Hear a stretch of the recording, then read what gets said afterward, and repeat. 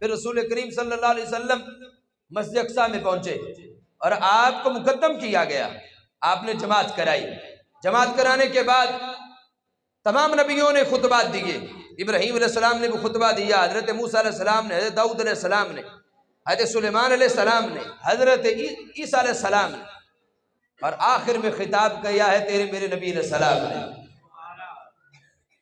خطبہ کیا تھا؟ الحمدللہ الذی ارسلنی رحمۃ للعالمین بشیرا ونذیرا للناس اجمعین۔ فرمایا سارے جہانوں کے پالنے والے رب کی شان اور حمد ہے، کس پر؟ فرمایا جس رب نے مجھے سارے جہانوں کی رحمت بنا کے بھیجا ہے۔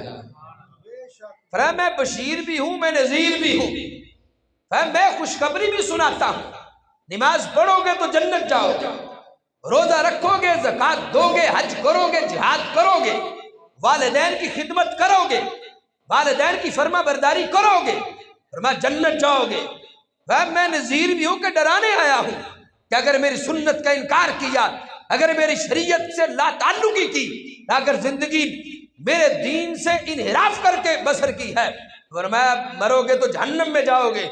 رب نے مجھے بشیر بھی بنایا ہے، نذیر بھی بنایا ہے۔ وانزل علی الفرقان فی تبیان کل شیء، رب نے مجھے وہ قرآن دیا ہے جس قرآن میں ہر چیز کا بیان موجود ہے۔ اور پھر تیرے میرے محبوب علیہ السلام کے صدقے جاؤں جس محبوب نے نبیوں کے اجتماع میں تیری میری شان بھی بیان کی ہے۔ فَوَجَعَلَ أُمَّتِي وَاسَطًا، رب نے مجھے اوسط امت عطا کی، درمیانی امت۔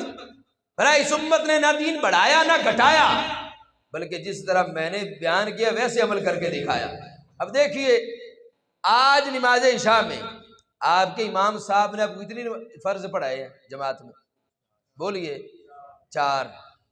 نفل کا ثواب کم ہے، فرض کا زیادہ ہے۔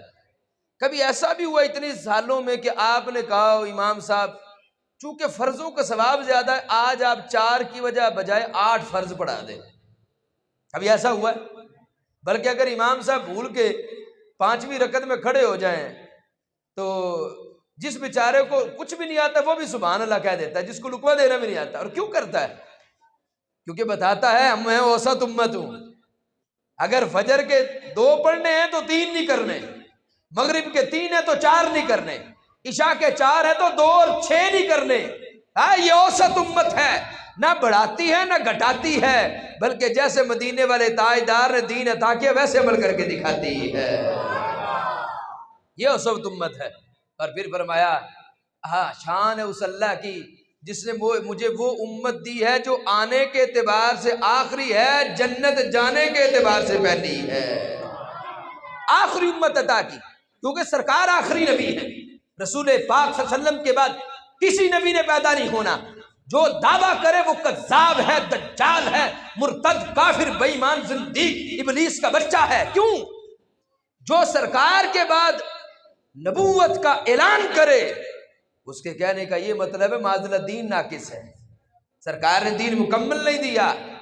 اور رب نے فرمایا یوم اکملت لکم دینکم واتممت علیکم نعمتی ورضیت لکم الاسلام دینا، کہ محبوب ہم نے آپ کو کامل و مکمل دین عطا فرما دیا ہے۔